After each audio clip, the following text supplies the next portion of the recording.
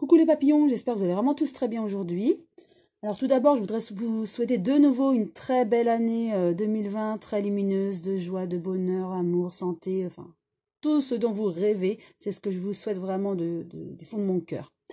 En tout cas, là, c'est la première vidéo que je fais de l'année 2020. Et je vais répondre à une question qu'Hélène m'a posée, que je remercie. Elle voudrait connaître l'aboutissement et l'impact du procès de Milan, qui s'est déroulé dernièrement, sur l'avenir de Macron. En fait, ce procès, c'est le peuple qui se soulève contre l'État. En gros, c'est ça.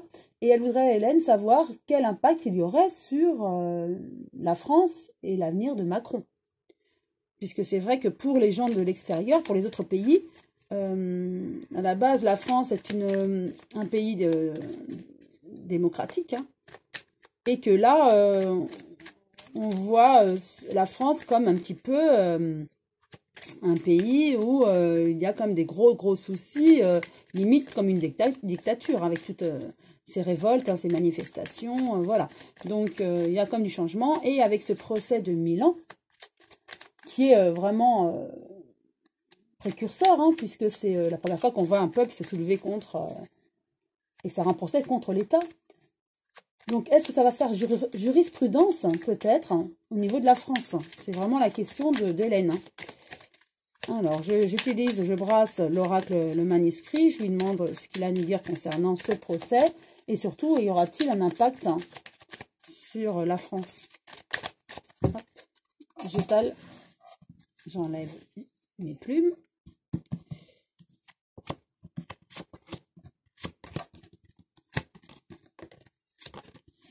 Voilà, 5 cartes. Première. Il y a la fête. Effectivement, ce procès va aboutir de manière assez positive, pour le peuple. Hein. Et ça fera certainement jurisprudence, effectivement, pour répondre à la question d'Hélène. Il y aura des dépenses, effectivement, il y aura besoin de beaucoup d'argent. Il y a eu besoin de beaucoup d'argent pour ce procès et pour en arriver à bout. Et en tout cas, il y a le soutien de tout le monde. Donc, pour déjà répondre à la question d'Hélène, je peux dire que ce procès sera bénéfique pour le peuple vis-à-vis d'un État. Et donc, il y aura effectivement aboutissement et jurisprudence. C'est-à-dire que des peuples tels que la France, puisque c'est la question d'Hélène hein, par rapport à Macron, la France, le peuple français, pourra effectivement faire procès contre l'État, puisque ce procès va être bénéfique pour le peuple italien, et ça va faire jurisprudence. Donc, c'est-à-dire que en finançant ce procès, on peut arriver à ce système, à cette façon de procéder en France, effectivement. Et voilà, et ça arrivera à une séparation. Donc, grâce à ce procès, il y aura rupture. Donc, c'est bénéfique pour le peuple, et qui aura la force. Donc, je ne vais pas recouvrir, car pour moi, c'est très clair. Hein. Les cartes parlent d'elles-mêmes, hein, c'est très clair. Hein. Donc, je vais refaire un bilan, en fait, de ce que j'ai vu. Hein. Donc, pour la question, y aura-t-il un aboutissement et un impact du procès de Milan sur l'avenir de Macron? C'était la question telle qu'elle m'a été posée par Hélène. Je dirais, en tout cas, par rapport à ce procès de Milan, il y aura la fête. Il y a eu beaucoup de dépenses du peuple, mais il me semble qu'il y a eu une cagnotte en ligne par rapport à ça. Et donc, le peuple a mis en justice l'État.